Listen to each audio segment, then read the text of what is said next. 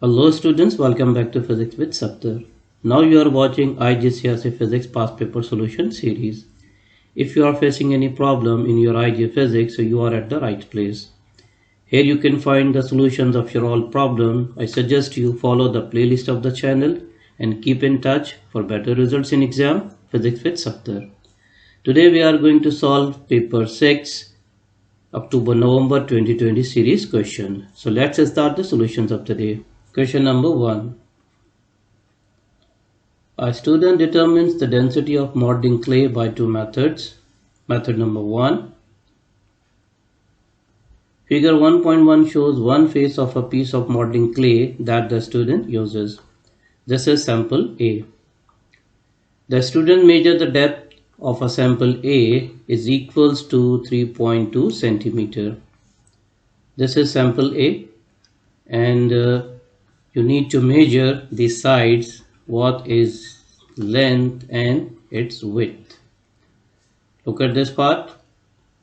Measure and record the length L and width W of the sample A of modeling clay. Figure 1.1 drawn actual size. You can measure this side and this W by using ruler. So you get this is 3.1 centimeter after measurement, and this is 2.7 centimeter by ruler.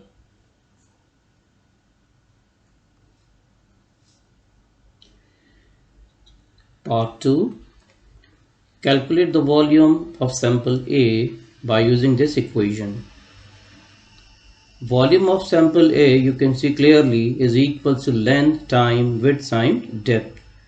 You know all the numbers, so you can write easily. The length was 3.1 times width 2.7 times depth 3.2. Multiply all the number, then you get 26.8 and unit cubic centimeter. So you can write here 26.8 cubic centimeter. Part 3. Figure 1.2 shows sample A on a balance. Record the mass of sample A to read the nearest of grams.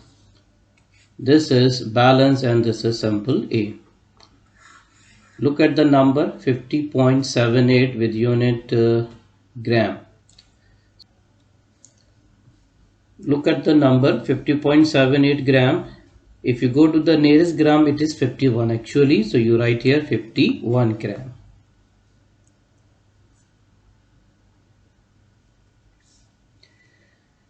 In part 4, calculate the density of sample A of modeling clay using the equation mass of the sample over its volume. Give your answer to the suitable number of significant figure for this method and include the unit.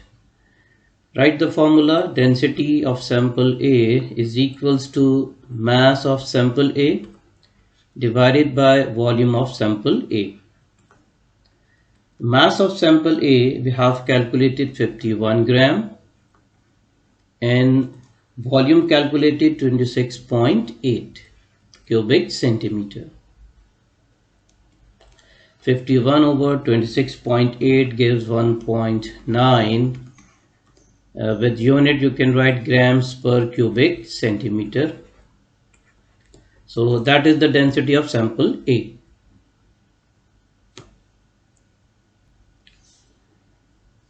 Method 2.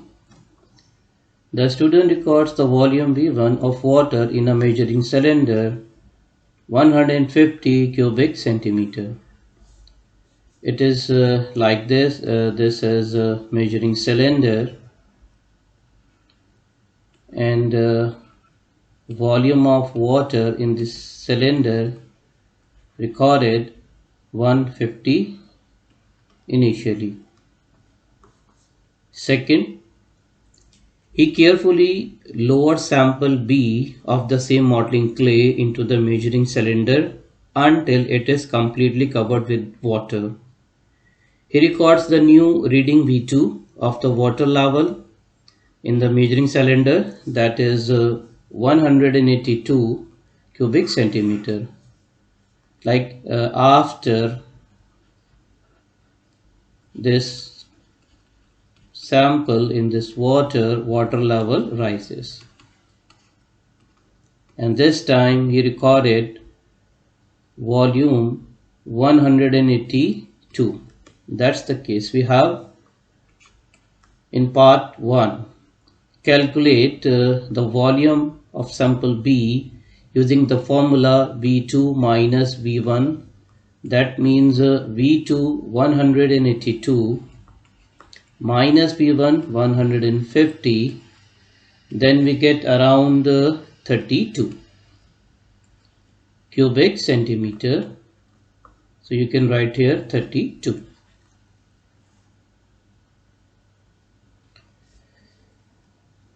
Part 2. The student measured the mass of sample B 60 gram. Then calculate the density of sample B using equation mass of sample B divided by volume of sample B. Give your answer to the suitable number of significant figure for this method and include the unit. Result with proper unit. So density of sample B, unit mass of sample B, it is 60 gram over volume 32 cubic centimeter. Divide the numbers. 60 over 32, it gives around 1.88. So you can write here 1.88 with unit grams per cubic centimeter. That is the density of sample B.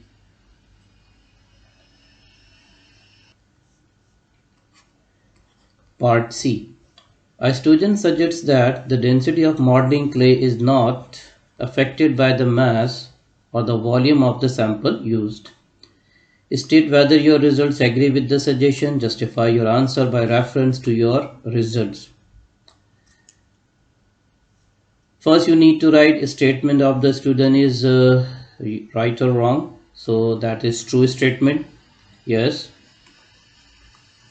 Because in case 1 and case 2, we recorded different mass and different volume. But finally we got the same or approximate same number of density. In first case we calculated 1.9 and the second case is 1.8. So numbers are very close. That means the density of modeling clay is not affected by the mass or the volume of sample used. What's the justification? So you can write here because results are same or nearly equal.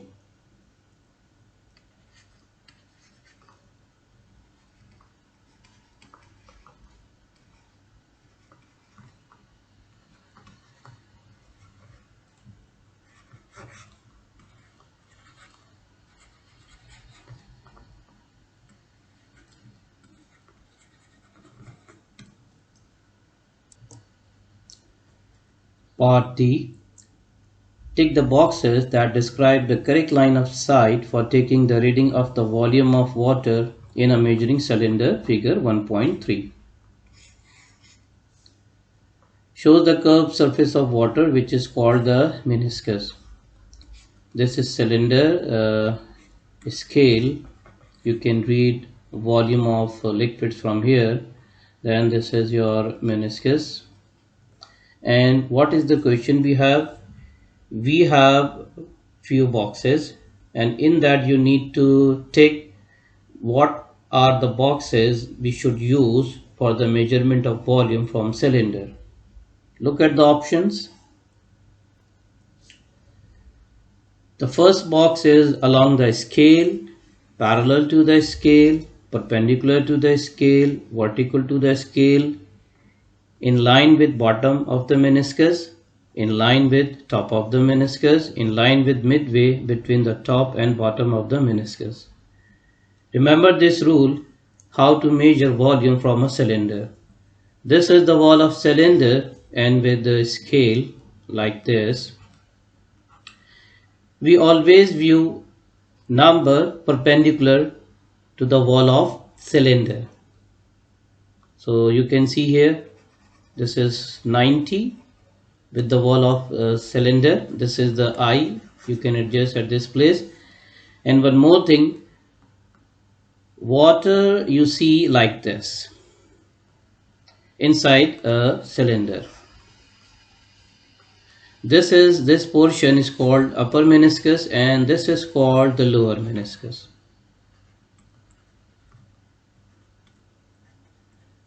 We always read the lower meniscus. These are the right things to measure volume from a cylinder. I repeat, 2 points perpendicular to the scale, and second, lower meniscus we read. So look at the option, box number 3, perpendicular to the scale, then box number 5, in the line with the bottom of the meniscus. These are the right options here. This is question number 2. A student investigates the cooling of water under different conditions. Figure 2.1 shows the apparatus she uses. Figure 2.1, thermometer, beaker, clamp, stand, vase, bench. Look at this part A. The thermometer in figure 2.2 shows the room temperature at the beginning of the experiment. Recorded this temperature. So you need to record the temperature here. The student faced the problem how to measure the reading from a thermometer. What is the value of each increment, or what is the value of one line? So remember this formula. First check where is the 0. Okay. Then what is the marked value after the 0? You have 10. So what you do, write this marked value at the top, then divide it by how many lines are there between 0 and 10. If you count from this scale, you see there are 1, 2, 3, 4, 5, 6, 7, 8, 9, 10. 10 lines are there. At the bottom, you write number of lines. I repeat, at the top, first mark value after 0, then divided by total number of lines. It gives you the value of one increment. That is 1. In this thermometer, you can record one line is equals to 1 degree Celsius. Now you can read the temperature easily. This is 20, then 21. So this thermometer is showing 21 degrees Celsius. Part B. The student pours 200 cubic centimeter of hot water into the beaker. She records the temperature of the hot water at time is equals to 0. She immediately starts a stop clock. After 180 seconds, she measured the temperature shown on the thermometer. Her temperature readings are shown in table 2.1. This is the table. Temperature measurements you have. Part 1. Complete the time column and the column headings in 2.1. Go back, it was the situation. Beaker and poured hot water 200 cubic centimeter. Insert a thermometer. Let's suppose this is the thermometer.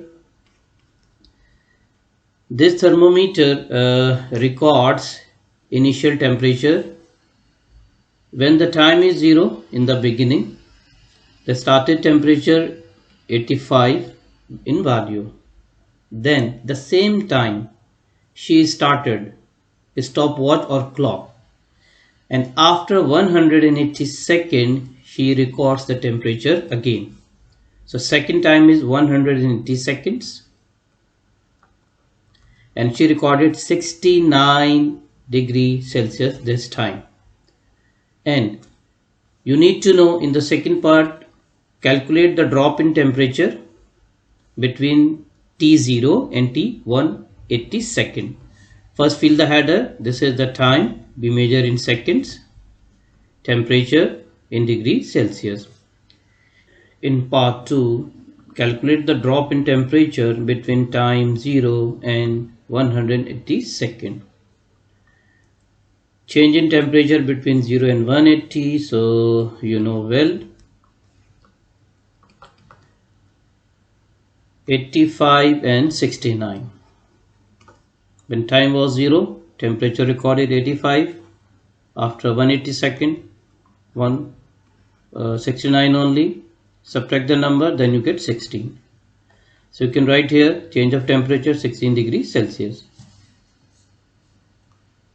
Part 3.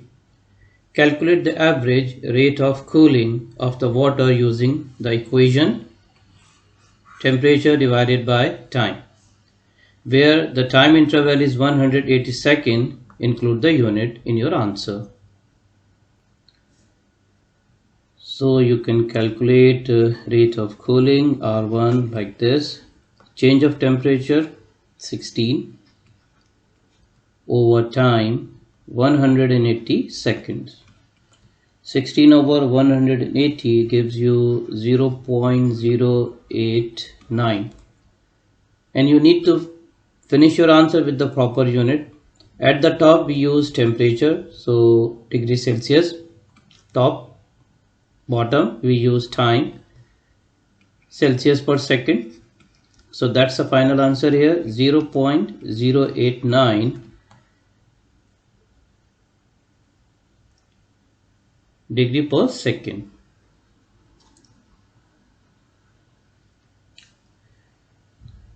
Part C. The student empties the beaker. She pours 150 cubic centimeter of hot water into the beaker. She adds 50 cubic centimeter of cold water to the beaker. She repeats the timing and temperature recording procedure described in Part B. The temperature readings are shown in table 2.2. You can see the numbers. In 1, complete the time column and the column of heading in table 2.2. Look at the column. Here you have time. Write the unit, time measured in seconds here. Second, temperature in degrees Celsius. In this case, there is a difference. This time in this beaker, she pour 150 cubic centimeter hot water plus 50 cubic centimeter cold water. Then recorded again the same measurement. Inserting the thermometer, record the first temperature. The time was 0. She recorded 69 degrees Celsius this time. Then after 180 seconds, she recorded 57. What is part 2? Look at this. Calculate the drop in temperature between the time interval 0 and 180 seconds. Drop in temperature, that means change in temperature. So you can write drop in temperature here, 69 minus 57. Then we get 12. So the drop in temperature recorded 12 degree Celsius.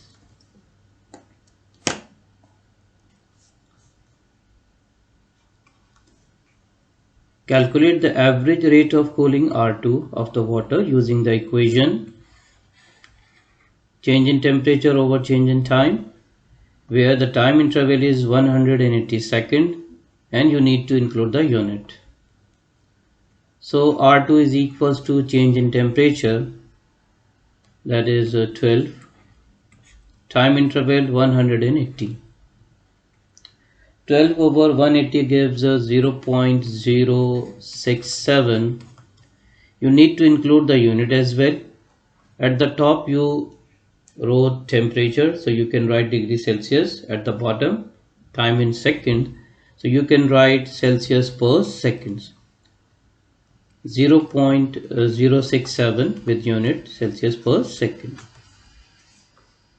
Part D. A student suggests that Average rate of cooling of water depends on the difference D between the temperature of water at time 0 and the room temperature. Then A. Calculate the difference T1 using the reading column in 2.1 and your answer to A. D1. D is the temperature difference between the hot water and the room temperature. If you recall, in the first case, the room temperature was recorded 21 degrees centigrade. And in first case, the temperature recorded of hot water was, let me check what was the temperature. It was 85 and room temperature 21. So you can calculate the difference 85 minus 21. It gives 64. So you can write here 64 degrees Celsius. Second, calculate the difference D2 using the reading in table 2.2 and your answer to A. In the second case, the temperature recorded was 69. So what we do, 69 initial temperature minus the room temperature, then you get 48. So you can write here 48. Part 2. Write a conclusion about the relationship between R and D. Justify your answer by reference to your results. You need to write conclusion and justification. In paper 6 for this part, when you are going to write justification and conclusion, so what kind of methodology we use in that? You need to go through your experiments quickly. For example, in this case, he is asking, write a conclusion about R and D. R means rate of cooling, D is difference of temperature. So we have done this R and D for first case like this. The rate of cooling was recorded 0.089 and the temperature difference recorded 64. For the second case, the rate of cooling recorded 0.069 and it was temperature difference 48. So look at the relation between these two quantities. The temperature difference affect the rate of cooling. So what is the conclusion? The conclusion is that yes, average rate of cooling depends upon temperature difference.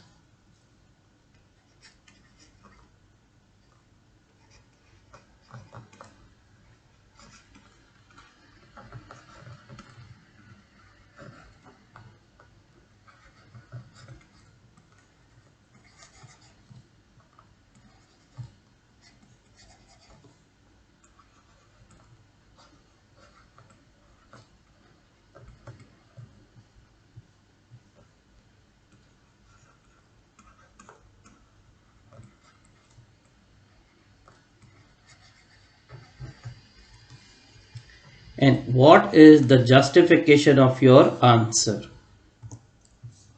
Your justification are your results. So you can write here justification by the results.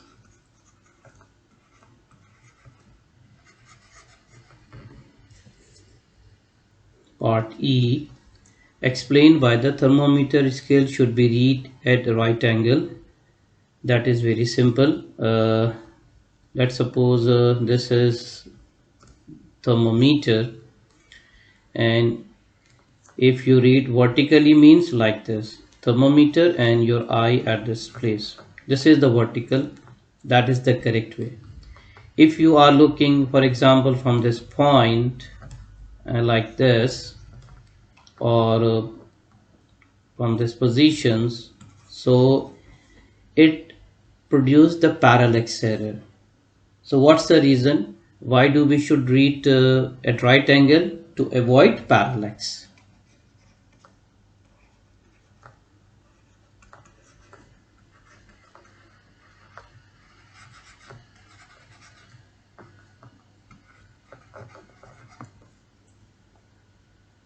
2. Explain why the mixture of hot and cold water should be stirred before taking the temperature reading at the start of the experiment.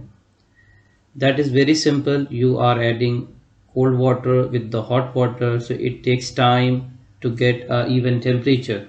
So what we do, we stir. Because of that, what happens, we get even temperature of water quickly. So you can write like this: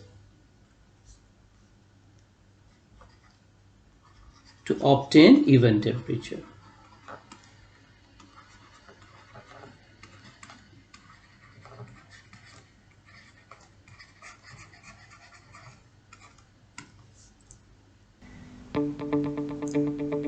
Thank you very much for watching this video. I suggest you follow the playlist of the channel. In that you can find all the lessons you need in your IGCSE physics.